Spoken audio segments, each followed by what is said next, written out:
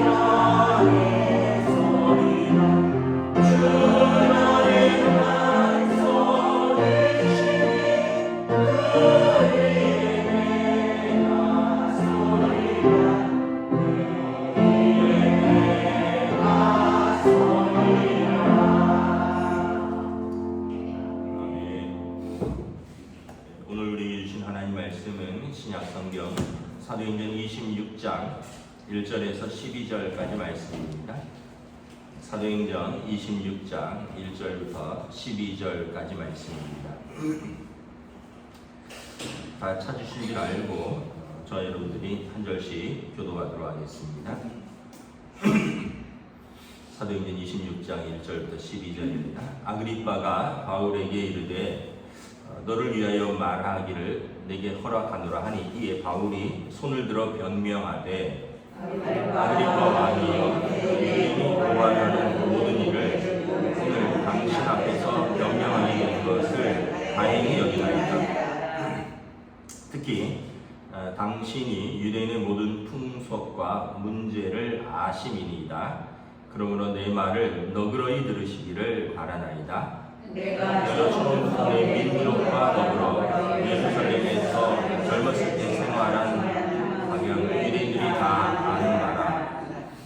일찍부터 나를 알았으니 그들이 증언하려 하면 내가 우리 종교의 가장 엄한 팔을 따라 바리새인의 생활을 하였다고 할 것이라. 이제도 여기 서서 신문받는 것은 하나님 우리 조상에게 약속하신 것을 바라는 까닭이니, 이 약속은 우리 12지파가 밤낮으로 간절히 하나님을 섬김으로 얻기를 바라는 바인데, 아그리빠 왕이여, 이 소망으로 말미암아 내가 유대인들에게 고소를 당하는 것이니이다. 당신들은 하나님이 죽은 사람을 살리심을 어찌하여 못 믿을 것으로 여기나이까. 나도 나사렛 예수의 이름을 대적하여 많은 일을 행하여야 될 줄 스스로 생각하고 예루살렘에서 이런 일을 행하여 대제사장들에게 권한을 받아가지고 많은 성도를 옥에 가두며 또 죽을 일에 내가 찬성 투표를 하여 또 모든 회당에서 여러 번 형벌하여 강제로 모독하는 말을 하게 하고 그들에 대하여 심히 격분하여 외국 성에까지 가서 박해하였고 그 일로 대제사장의 고난과 위임을 받고 감에 세고 간다이다. 아멘. 할렐루야. 오늘 또 새날을 주셨습니다. 우리 주님께서 은혜와 평강으로 함께 해주시기를 축복합니다. 요즘 뭐 가을 장마라 그러나요? 아직 날씨는 여름인데 이제 가을로 들어가는 이제 장마가 오는 것 같습니다. 오늘 말씀은 바울 사도께서 이제 총독 관저의 인사로 온 헤롯 아그리빠 왕과 그리고 그의 부인 버니게 그리고 로마 총독과 천부장들 앞에서 자신의 간증을 하는 장면입니다. 총독 이제 베스도가 내가 이 사람을 구금하고 재판을 해봤는데 나는 죄를 찾지 못하겠노라. 황제에게 보내려면 죄명을 적시해서 보내야 되는데 도대체 무슨 죄가 있는지 나는 모르겠다. 유대인들의 어떤 관습과 그들의 종교에 관한 것이다. 헤롯 아그리빠 왕 2세는 당신이 유대 왕이니 당신이 한번 들어보고 판단을 해달라고 해서 지금 바울 사도를 지금 재판하는 장면입니다. 1절에 보면 헤롯 아그리빠 왕이 바울에게 한번 너 스스로를 변명해 봐라. 그러니까 이제 바울이 쭉 이야기를 합니다. 2절부터 이렇게 보면 내가 유대 분봉왕인 당신 앞에 서게 된 것을 내가 다행으로 생각합니다. 특별히 당신은 유대인의 이제 분봉왕으로서 유대의 모든 풍속과 문제를 아심입니다. 사실 헤롯 아그리빠 2세는 뿌리가 완전한 유대인은 아닙니다. 할아버지가 이방 사람인데 이두메 사람이라고 로마 황제에게 돈을 주고 유대의 왕자리를 얻었습니다. 그러니까 바울이 이제 이걸 다 알고 있는 거죠. 그러나 어쨌든 그를 유대의 왕으로서 존중하고 그의 앞에서 자기의 상황과 자기가 만난 예수님을 증거하죠. 4절에 보면 내가 어떤 사람인가? 젊었을 때는 내가 바리새인이었다. 우리 종교의 가장 엄한 팔을 따라 바리새인의 생활을 하였다. 그리고 또 내가 여기서 재판받는 것은 7절에 보면 우리 12지파, 우리 조상들, 우리 민족이 밤낮으로 간절히 하나님을 받들어 섬기는 그 하나님을 나도 섬기고 그리고 그들이 바라는 그 소망, 메시아가 오심을 기대하는 그 소망 때문에 내가 유대인들에게 고소를 당하는 것이다.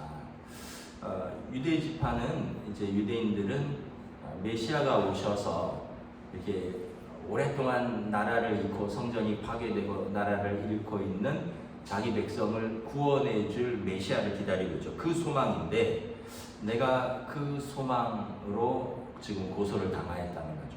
그러니까 그러면서 그 소망이 구체적으로 무엇이냐? 9절에 보면 나사렛 예수의 일인데 이분이 십자가에서 죽으시고 그리고 하나님께서 그를 살리셨다. 이제 뭐 앞으로 쭉 이제 자세하게 이제 간증을 하지만 핵심은 이겁니다.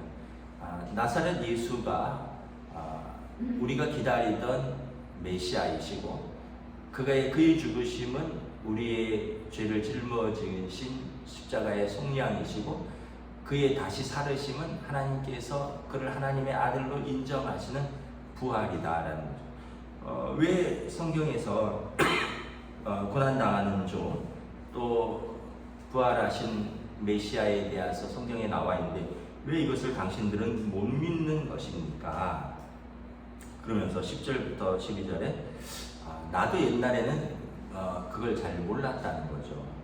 그래서 나도 대제사장과 그런 12절에 보면 대제사장의 권한과 위임을 받아서 외국 성에까지 가서 이렇게 예수 믿는 사람들을 박해하고 그들을 법정에 세우고 옥에 가두고 또 그들을 회당에 재판에 회부하고 여러 번 형벌하고 강제로 모독하는 말을 하고 그런 일을 하는 사람이 나도 그였다. 이제 그러면서 이제 내가 예수님을 어떻게 만났는가 이제 13절 이제 내일 본문인데 예수님을 내가 만났다. 그리고 그 예수님께서 우리 민족이 그렇게 바라던 메시아이시다. 그리고 그가 죽으셨고 그가 부활하신 것이 그가 메시아 하나님의 아들이란 증거다라는 것을 지금 증언하는 것입니다. 지금 바울은 자기 죄를 변명하는 것이 아니라 이 법정에서 예수님을 증거하고 있습니다. 우리가 일반적으로 나는 무죄합니다 하고 내가 무죄한 것을 증거하는 것이 사람들의 속성인데 바울 사도는 언제 어디서나 나의 무죄 나의 변명보다는 내가 만난 예수님 그리고 그 예수님이 우리가 그렇게 바라던 메시아이시다. 그리고 그분이 죽으셨고 그의 죽으심은 우리의 죄 때문이요 그의 살으심은 하나님께서 그를 높이십니다. 그러므로 이제 그가 다시 오실 것이다. 이러한 예수님의 인격과 사역과 십자가와 부활을 증거하는 것이죠. 참 바울 사도를 이렇게 보면 참 이제 두 가지를 알 수 있습니다. 하나는 굉장히 그 심지가 굳은 사람이다라는 것입니다. 뭐 이건 그냥 저의 개인적인 소견이니까 뭐 반드시 일치하는 것은 아닌데 그냥 이거는 저의 개인적인 소견이라고 말씀드렸습니다. 그 사람의 어떤 기질과 성품과 이런 것이 예수 믿는 데도 좀 적용을 하는 것 같아요. 좀 성실하고 또 뭘 하나 이렇게 맡으면 그것에 대해서 그냥 충성스럽고 뭐 이러면은 예수 믿는 것에 대해서도 그 성실하고 충성스럽고 그런 진실한 것들이 그대로 드러나고 또 뭐 사람 이제 뭐 비질상 그렇게 성실하지 않은 사람들이 있습니다. 타고나기를 그냥 그렇게 성실하지 않고 그냥 늘 좌우를 두리번거리고 또 늘 여기가 좋나 저기가 좋나 이렇게 마음을 빼앗기고 그러면 예수 믿는데도 그게 그대로 적용되는 것 같아요. 예수 믿으면서도 늘 이렇게 확신이 없고 뭐 예수 믿으면서도 늘 방황하고 예수 믿으면서도 그냥 늘 두리번거리는 거죠. 여기도 저기도 두리번거리고 그냥 근데 요거는 이제 저의 개인적인 소견이라 그랬습니다. 왜냐하면 그냥 제가 느낀 것입니다. 제가 뭐 한 살아가면서 그 사람의 어떤 평소의 성품과 생활의 태도가 예수 믿는 것에도 그냥 그렇게 영향을 미치는구나. 그래서 바울 사도는 예수 믿기 전에도 굉장히 자기 확신과 굉장히 성실한 사람이었습니다. 바울 사도가 그랬죠. 내가 율법으로는 흠이 없고 내가 열심으로는 보통 사람이 따라올 수 없는 열심을 가진 사람이었다. 근데 예수님을 만나고도 그 성향이 그대로 드러납니다. 예수님 앞에서 그가 아주 성실하고 충성스럽고 누구도 따라올 수 있는 열심을 가진 사람이었죠. 그래서 여러분, 누가 행복한 사람일까요? 여러분 결혼을 했는데 계속 다른 남자, 다른 여자를 두리번거리면서 그런 사람이 행복할까요? 아니면 내가 선택한 사람이 건강하든 아프든 가난하든 병들었던 함께 그 사람을 위해서 헌신한 사람이 행복할까요? 계속 두리번거리는 것이 그렇게 행복한 것이 아니죠. 여러분, 예수님을 우리가 만났다면 그 믿음에 든든히 서는 것이 우리 자신을 위해서도 행복한 것입니다. 예수를 믿으면서도 계속해서 예수님이 계신가 안 계신가, 하나님이 계신가 안 계신가, 천국이 있나 없나 이렇게 계속 잰다면 스스로도 여러분 불행한 생활입니다. 우리가 신앙생활이 왜 내가 행복한가 안 한가는 어떻게 보면 나의 자세와 태도가 굉장히 좀 중요합니다. 우리가 큰 교회 가면 행복할 것 같은가요?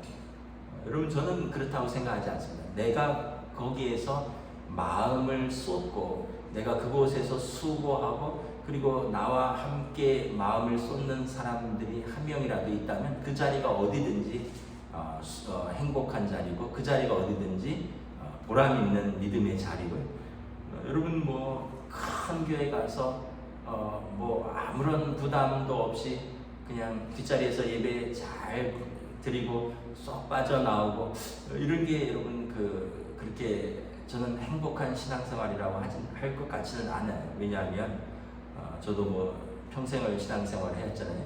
그리고 아주 큰 교회는 아니지만 중형 이상의 교회도 있어봤고 작은 교회도 있어봤고 그런데 여러분 항상 그 자리에는 헌신하는 그 소수의 사람들로 그 공동체는 꾸려지게 되어 있습니다.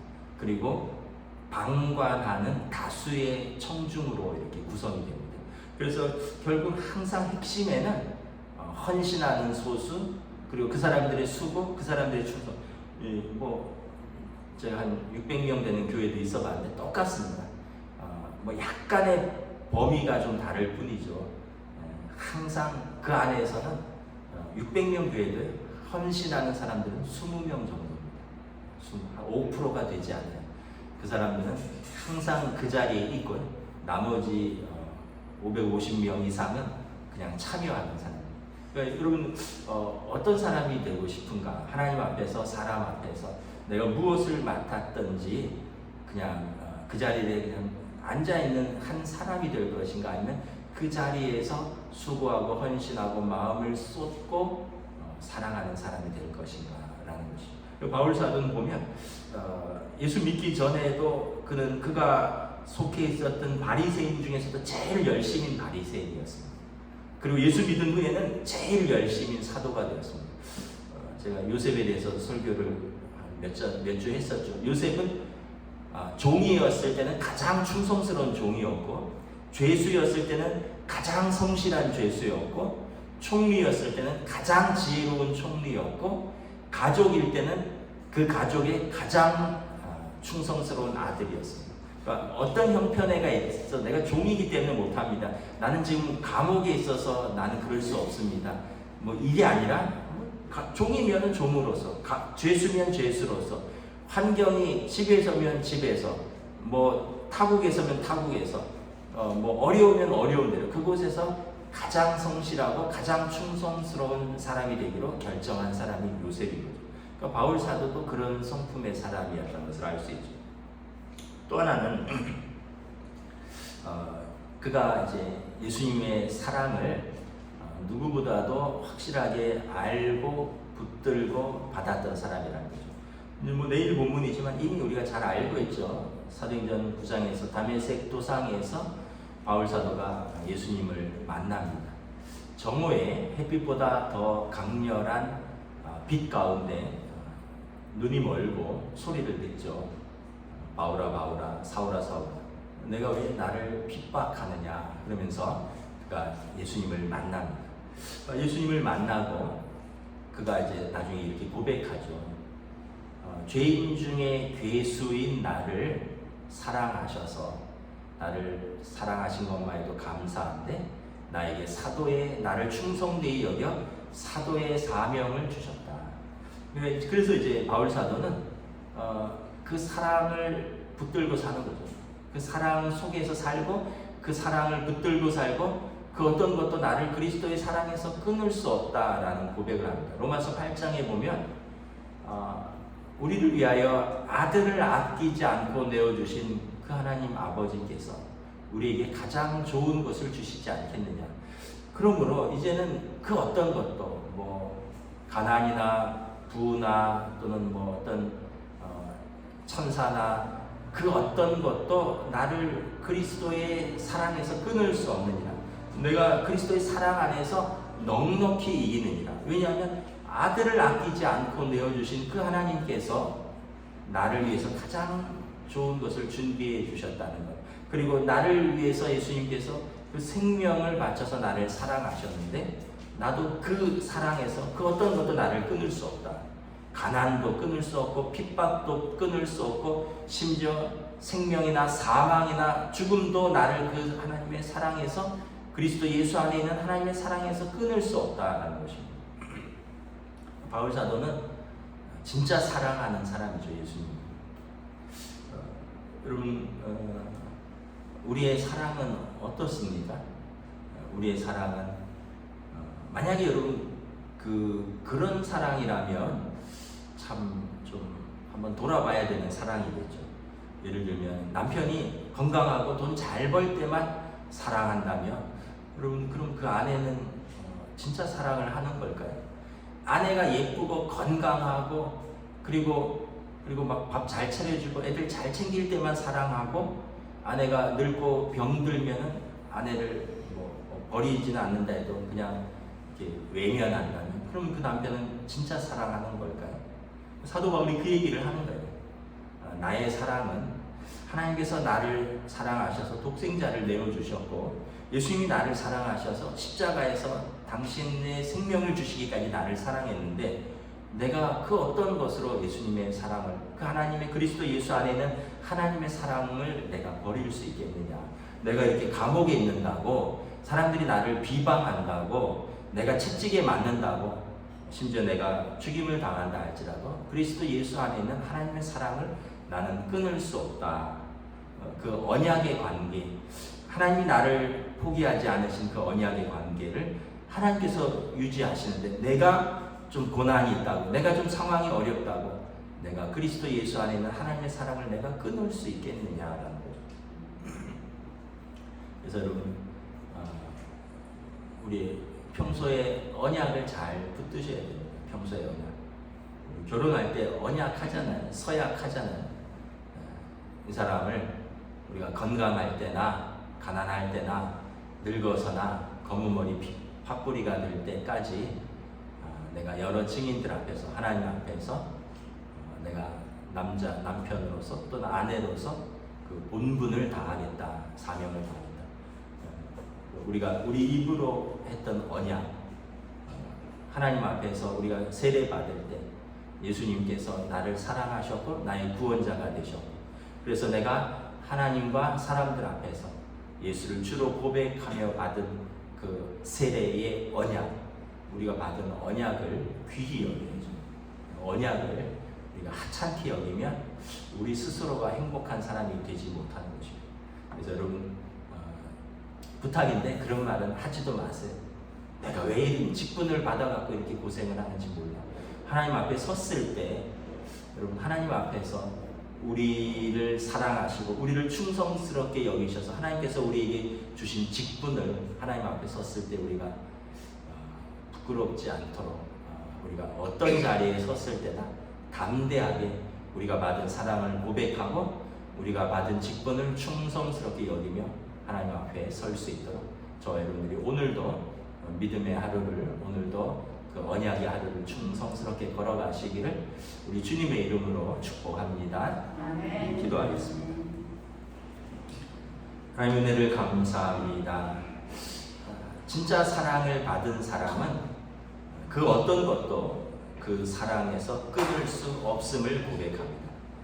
바울 사도는 예수님을 만나고 정오의 태양보다 더 밝은 빛 가운데서 예수님을 만났고, 이 예수님이 우리가 그렇게 기다리던 우리 민족의 소망이신 메시아이시고, 그 예수님이 나의 죄 때문에 십자가에서 죽으셨고 그리고 나를 살리신 것을 보여주기 위해서 그가 부활하셨구나.